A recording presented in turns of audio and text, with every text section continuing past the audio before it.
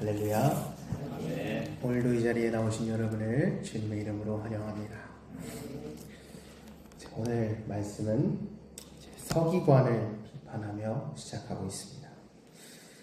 예수님께서는 모든 백성이 들을 때 이 서기관에 대해서 말씀하십니다. 긴 옷을 입고 다니는 것을 원하며 시장에서 문안받는 것과 회당의 높은 자리와 잔치의 윗자리를 좋아하는 서기관들을 삼가라. 함께 누가복음을 살펴봤던 분들은 이 문장에서 비슷한 점을 상당히 익숙한 느낌을 받았을 수도 있습니다. 왜냐하면 하나님께서 이 서기관들을 표현하시는 것이 바리새인과 다를 바가 없기 때문입니다. 누가복음 11장 43절을 보면 이렇게 나와 있습니다. 화 있을진저 너희 바리새인이여 너희가 회당의 높은 자리와 시장에서 문안받는 것을 기뻐하는구나. 거의 똑같죠. 높은 자리를 좋아하고 시장에서 문안받는 것을 기뻐한다. 그리고 이어서 나오는 47절에서 이렇게 나와 있습니다. 그들은 과부의 가산을 삼키며 외식으로 길게 기도하니 그들이 더 엄중한 심판을 받으리라 하시니라.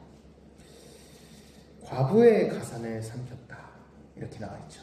당시 율법이라고 하는 것은 이제 하나님의 말씀과 동시에 이스라엘 사회의 법전이었습니다.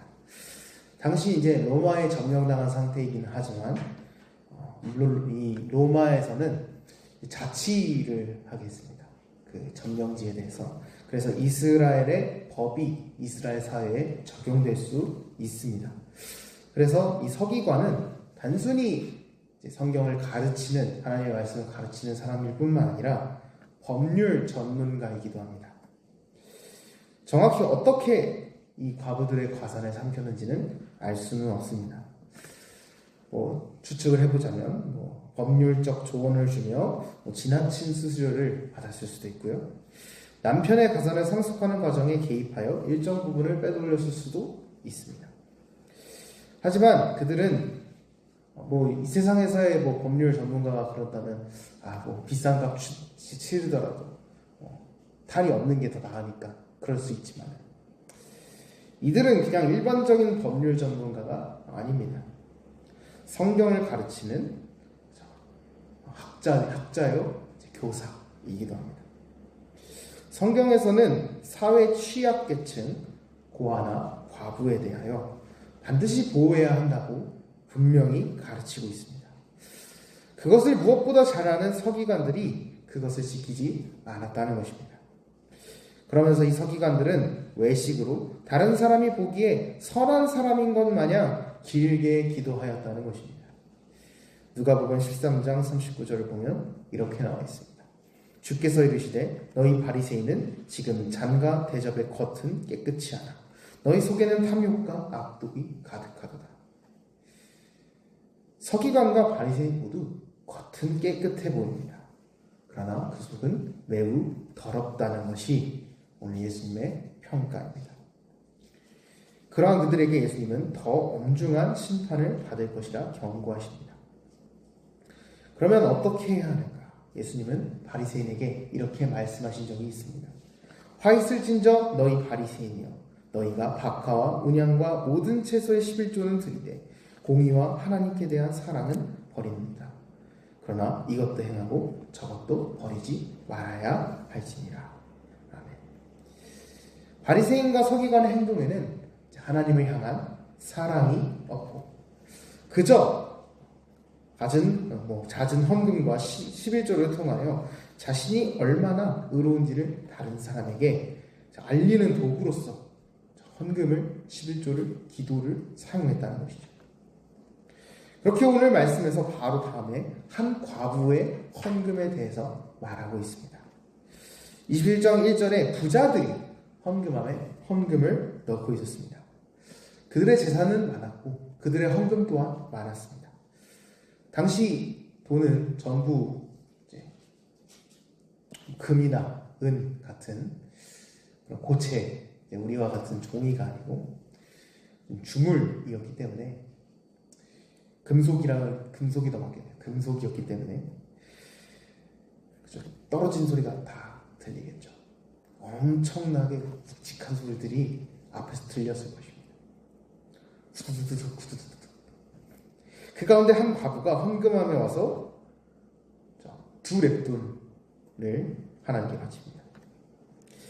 이 2렙돈이 어느 정도인가 했을 때 이제 우리로 치면은 한 렙돈이 빵 하나 가격 정도라고 생각하시면 됩니다. 그럼 대략 요즘 빵값도 비싸죠. 3,000원에서 4,000원 정도. 그 정도의 가치를 이제 드린 것이죠. 어떻게 보면 상당히 보잘것없는 금액입니다. 그런데 주님께서는 그 과부가 다른 모든 사람보다 많이 넣었다고 말씀하십니다. 그리고는 이렇게 말씀하시죠. 저들은 그 풍족한 중에서 헌금을 넣었거니와 이 과부는 그 가난한 중에서 자기가 가지고 있는 생활비 전부를 넣었느니라 하시니라. 간혹 이 본문을 오해하시는 분들이 있습니다. 그럼 우리가 모든 재산을 하나님께 드려야 하는가? 그런 말씀이 아닙니다. 이전의 말씀과 우리는 비교해서 생각할 필요가 있습니다.